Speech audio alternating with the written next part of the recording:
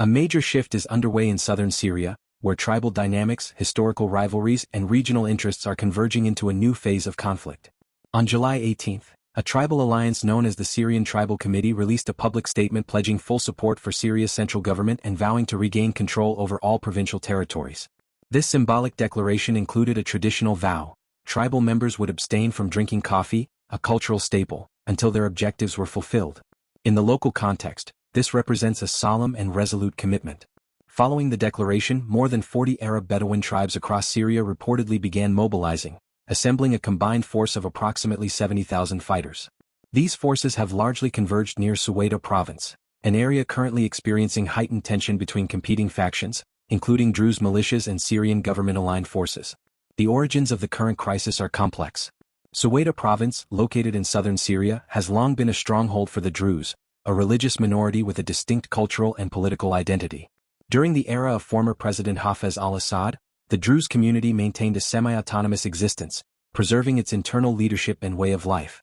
In the years that followed, relations between Damascus and the Druze remained relatively stable, until Syria's civil war fragmented the country's power structure. Recently, tensions in Suweida escalated sharply following a series of clashes between Druze militias and armed tribal groups, allegedly supported by the Syrian government. According to multiple reports, a series of tit-for-tat incidents triggered the broader confrontation.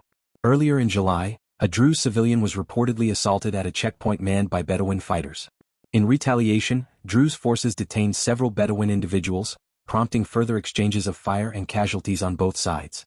Amid this rising instability, the faction led by Abu Muhammad al-Jilani, commonly referred to as the new Syrian government by its supporters, deployed forces into the area, citing the need to contain violence and stabilize the province. At the same time, Israel, which maintains an active military presence in the region, launched airstrikes targeting Syrian government tanks advancing towards Suweida. These developments have created a complex and multi-front situation in which local disputes are increasingly influenced by external military action. Jilani, a former jihadist commander and now a prominent figure in the fragmented Syrian opposition, appears to be leveraging the current unrest to consolidate his influence. Observers suggest that he aims to assert control over parts of southern Syria, particularly areas with Druze populations that were historically beyond Damascus's firm grip. While Jilani's administration has stopped short of confronting Israel over its occupation of the Golan Heights, its recent actions in Suweida suggest a calculated push for territorial consolidation. Complicating matters further, Suweida is home to both Druze communities and a significant number of Bedouin tribes, many of whom have expressed loyalty to Syria's central authorities. The Bedouin population, rooted in centuries of tribal tradition, has often played a balancing role in the country's shifting political landscape. While they once opposed the Assad regime during early reforms, they later aligned with Damascus during moments of national crisis. Over time, their support has been shaped by a combination of pragmatic politics and cultural allegiance. Today, many of these tribes are aligned with Jilani's administration, which they see as a viable alternative to both Damascus's weakened leadership and foreign-backed militias.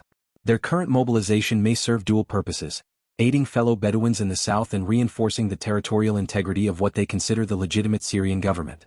However, while the mobilization of 70,000 tribal fighters is significant in terms of manpower, analysts note that the Bedouin forces are largely ill-equipped, lacking heavy weaponry or armored vehicles. Against lightly armed militias, their numbers might make a difference, but against the technologically advanced Israeli military, their prospects are uncertain. Israeli airstrikes have already intensified, and further military intervention cannot be ruled out. Strategically, some analysts suggest that Jilani may be encouraging the tribal militias to act as a buffer, allowing them to engage the Druze forces and draw attention away from his own positions. This strategy may carry significant risks. If the conflict continues to escalate, Israel could choose to become more directly involved, shifting the balance of power once again. The situation in Suweida is emblematic of Syria's broader fragmentation, where national identity, religious affiliations, and external power struggles intersect. As tribal fighters, militias, and foreign actors engage in a delicate and volatile balance, the question remains: who will emerge with control over southern Syria, and what will it cost the country in the long term?